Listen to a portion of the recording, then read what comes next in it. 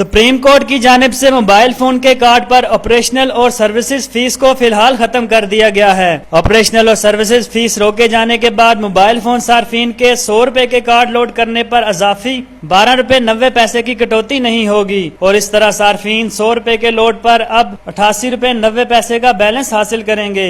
دوسری جانب عدالتی حکم کے حوالے سے پاکستان ٹیلی کمیونیکیشن اتھارٹی کا کہنا ہے کہ سپریم کورٹ نے موبائل کمپنیوں کو اضافی ٹیکس وصولی سے روکا تھا، جس کے بعد کمپنیوں نے آپریشنل اور سروسز فیس کی صارفین سے وصولی روک دی ہے۔ اب صارفین کو 100 روپے کے کارڈ پر 76 روپے 94 پیسے کے بجائے 88 روپے 90 پیسے ملیں گے۔ پی ٹی اے حکام نے بتایا کہ آپریشنل اور سروسز چارجز کی مد میں 12 روپے 9 پیسے کارڈ سے کٹوتی نہیں ہوگی۔ کمپنی نے سپریم کورٹ کے احکامات پر موبائل کارڈ پر 7 سے 10% ٹیکسز کم کر دیے ہیں۔ آپریشنل اور سروسز چارجز کی مد میں 12 روپے 9 پیسے کارڈ سے منع نہیں کیے جا رہے۔ اب آپریشنل اور سروسز فیس کمپنی کے اکاؤنٹ سے جائے گی۔ پی ٹی اے حکام کے مطابق موبائل فون سروسز پر ود ہولڈنگ ٹیکس 12 روپے 5% اور سیلز ٹیکس 19.5% ہے۔